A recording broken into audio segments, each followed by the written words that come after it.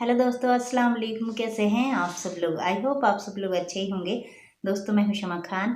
दोस्तों, जैसा कि बहुत ज़्यादा सर्दी पड़ रही है, आप अपना बहुत सारा ख्याल रखिए क्योंकि यहाँ पर भी दिल्ली में बहुत ज़्यादा सर्दी पड़ रही है। मैंने भी अपने आप को अच्छी तरीके से कवर करके मैं बैठी हुई हूँ।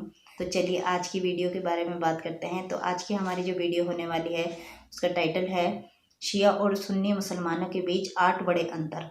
तो कुछ अंतर तो हम जानते ही हैं, हो सकता है मतलब कुछ अंतर हम ना जानते हों। तो आज हम इस वीडियो से यही जानेंगे।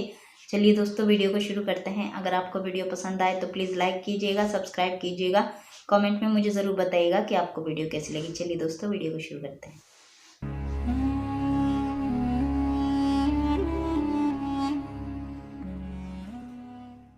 दोस्तों, ये बात तो हम सभी लोग बड़ी अच्छी तरह से जानते हैं कि इस वक्त हमारी दुनिया में जितने भी मुसलमान पाए जाते हैं वो 2 ग्रुप में बटे हुए हैं, जिसमें से एक ग्रुप को शिया कहा जाता है तो दूसरे ग्रुप को सुन्नी कहा जाता है।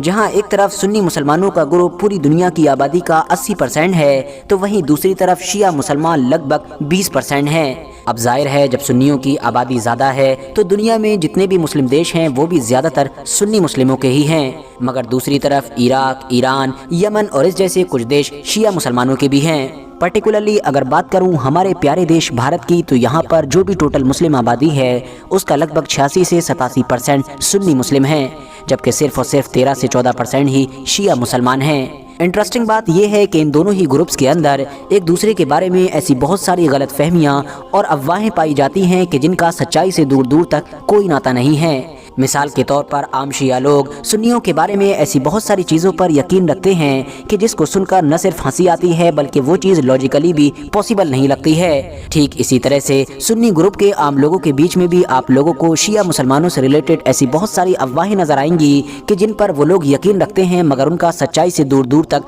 कोई नाता नहीं होता है, बल्कि वो तो सुनने में ही फनी महसूस होती हैं। लेकिन दोस्तों, अगर इन दोनों ग्रुप्स के बीच एक दूसरे के बारे में बहुत सारी अफवाहें और गलतफहमियां पाई जाती हैं तो इसका मतलब ये भी नहीं है कि इन दोनों के बीच कोई फ़र्क नहीं है, बल्कि फ़र्क नहीं बहुत ज़्यादा फ़र्क है। और फ़र्क के साथ ही यानी फ़र्क की वजह से ही इतिहास में ये दोनों ग्रुप अलग अलग हुए थे, वरना पहले तो कोई ग्रुप हुआ ही नहीं करता था। शिया और सुन्नी मुसलमानों के बीच जो बुनियादी फ़र्क पाए जाते हैं उनमें एक सबसे बड़ा फ़र्क कलमे को लेकर है। जहां एक तरफ सुन्नी मुसलमानों का कलमा है ला इलाहा इल्लल्लाह मुहम्मद रसूलुल्लाह, यानी अल्लाह के सिवा कोई माबूद नहीं और मोहम्मद सल्लल्लाहु अलैहि वसल्लम अल्लाह के रसूल हैं, तो वहीं दूसरी तरफ शिया मुसलमानों का कलमा होता है ला इलाहा इल्लल्लाह मुहम्मद रसूलुल्लाह अलीयुन वलियुल्लाहि वसीयुर रसूलिल्लाहि व खलीफतुहु बिला फस्ल, जिसका मतलब होता है अल्लाह के सिवा कोई इबादत के लायक नहीं, मोहम्मद रसूलुल्लाह सल्लल्लाहु अलैहि वसल्लम अल्लाह के रसूल हैं, जनाब अली अल्लाह के वली हैं, रसूलुल्लाह के वसी और आपके खलीफा बिला फसल हैं। यानी दोस्तों, शिया मुसलमानों के कलमे में आप लोगों को अल्लाह और रसूल के साथ साथ हज़रत अली का भी जिक्र मिलेगा। मगर दोस्तों, याद रहे कि शिया मुसलमानों के कलमे का ये जो आखिरी पार्ट है जिसमें ये कहा गया है कि हज़रत अली हुजूर सल्लल्लाहु अलैहि वसल्लम के खलीफा हैं बिला फसल, यानी बिला किसी फासले के, तो इस पर शिया मुसलमानों के अलावा कोई भी एग्री नहीं करता है। वो इसलिए क्योंकि जहाँ एक तरफ शिया मुसलमान हुजूर सल्लल्लाहु अलैहि वसल्लम के बाद हज़रत अली को ही उनका पहला खलीफा मानते हैं, तो वहीं दूसरी तरफ सुन्नी मुसलमान हज़रत अली से भी पहले 3 खलीफाओं को मानते हैं। यानी हुजूर सल्लल्लाहु अलैहि वसल्लम के बाद पहले खलीफा हज़रत अबू बकर सिद्दीक थे, जबकि दूसरे खलीफा हज़रत उमर, तीसरे खलीफा हज़रत उस्मान और चौथे खलीफा हज़रत अली थे। बात करें अब अगर कुरान के बारे में कि क्या शिया और सुन्नियों का कुरान अलग अलग है या फिर एक ही है, तो दोस्तों इसका जवाब हाँ भी है और ना भी है।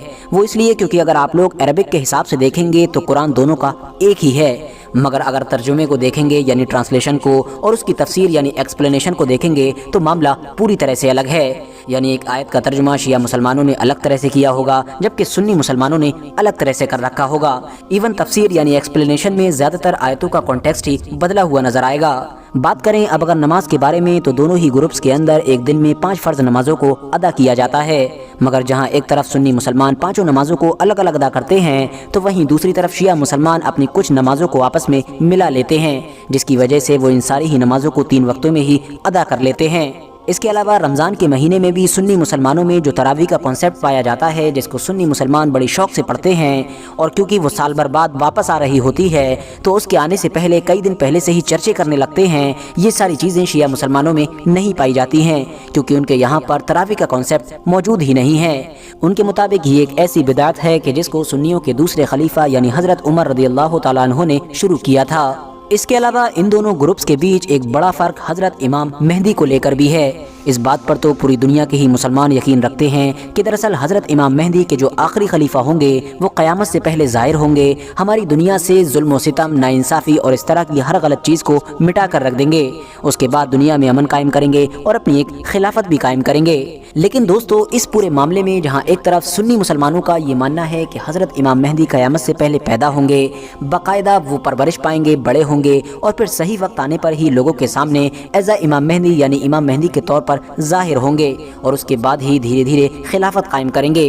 مگر دوسری طرف شیعہ مسلمانوں کا یہ ماننا ہے کہ قیامت کے قریب کے دور میں حضرت امام مہدی پیدا نہیں ہوں گے، بلکہ وہ تو ہماری دنیا میں آلریڈی پیدا ہو چکے ہیں۔ پچھلے سینکڑوں سالوں سے وہ ہماری اس دنیا میں ہی موجود ہیں، لیکن ہم لوگوں کو نظر نہیں آتے ہیں۔ وہ ایک غار کے اندر محفوظ ہیں اور صحیح وقت آنے پر صرف اور صرف ظاہر ہوں گے، یعنی پیدا نہیں ہوں گے بلکہ صرف ظاہر ہوں گے اور اس کے بعد ہی دنیا بھر میں اپنی خلافت قائم کریں گے۔ دوستو، شیعہ اور سنی گروپس کے بیچ ایک بڑا اختلاف حضرت علی کو لے کر بھی پایا جاتا ہے۔ شیعہ لوگوں کا یہ ماننا ہے کہ حضرت علی شیر خدا حضور صلی اللہ تعالی علیہ وسلم کے بعد باقی جو نبی اور رسول ہیں ان سے بھی زیادہ افضل ہیں، جبکہ سنی مسلمان اس نظریے اور اس عقیدے کو پوری طرح سے ریجیکٹ کرتے ہیں۔ سنی مسلمان حضرت علی شیر خدا کو داماد رسول اور اسلام کے ایک خلیفہ کے طور پر ہی کنسیڈر کرتے ہیں۔ محرم کے موقع پر ماتم کرنا بھی شیعہ گروپ کو سنی گروپ سے پوری طرح سے الگ بناتا ہے، کیونکہ شیعہ مسلمانوں کا یہ ماننا ہے کہ 10 محرم کے دن کربلا کے میدان میں یعنی کربلا کی جنگ میں اہل بیت کے ساتھ جو حد سے زیادہ نامناسب سلوک کیا گیا تھا، اس کی یاد میں ہی اور اس کے غم میں ہی وہ لوگ ماتم مناتے ہیں۔ دوسری طرف سنی مسلمان بھی 10 محرم کو مناتے ہیں، اہل بیت کو یاد کرتے ہیں، مگر ان کے طریقے الگ ہوتے ہیں۔ طلاق کا کانسیپٹ بھی ان دونوں گروپس میں الگ الگ پایا جاتا ہے۔ جس طرح سے سنی مسلمانوں میں نکاح کے وقت گواہوں کا ہونا ضروری ہوتا ہے، بالکل اسی طرح سے شیعہ لوگوں میں طلاق کے وقت بھی گواہوں کا ہونا ضروری ہوتا ہے، یعنی شیعہ گروپ میں گواہوں کے بغیر طلاق نہیں ہوتی ہے۔ فی الحال دوستو، آج کی اپنی ویڈیو کو ہم یہیں پر ختم کرتے ہیں۔ مجھے امید ہے کہ آج کی ویڈیو آپ لوگوں کو بہت زیادہ انفارمیٹیو لگی ہوگی۔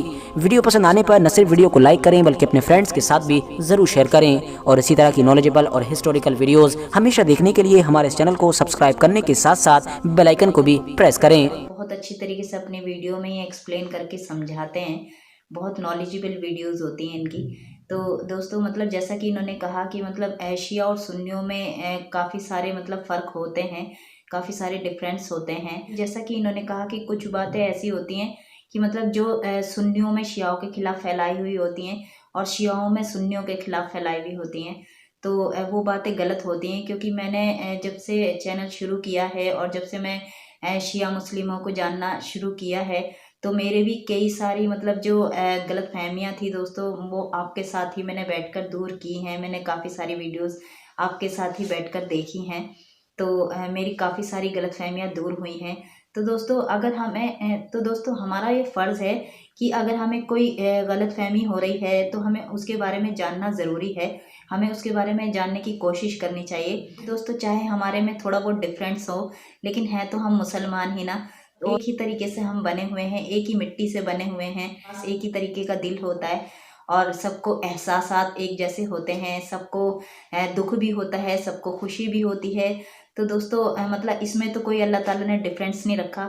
دوستو ہمیں چاہیے کہ جو ہمارے دلوں میں نا اتفاقی ہے اس کو ہم ختم کرنے کی کوشش کریں۔ چلیے دوستو، یہ تھا ہمارا آج کا ریئیکشن۔ آئی ہوپ آپ کو پسند آیا ہوگا دوستو۔ اگر آپ کو ویڈیو پسند آئی ہو تو پلیز لائک کیجیے گا، سبسکرائب کیجیے گا اور کامنٹ میں مجھے ضرور بتائیے گا کہ آپ کو ویڈیو کیسی لگی۔ چلیے ملتے ہیں اگلی ویڈیو میں، تب تک اپنا خیال رکھیے گا۔ اللہ حافظ۔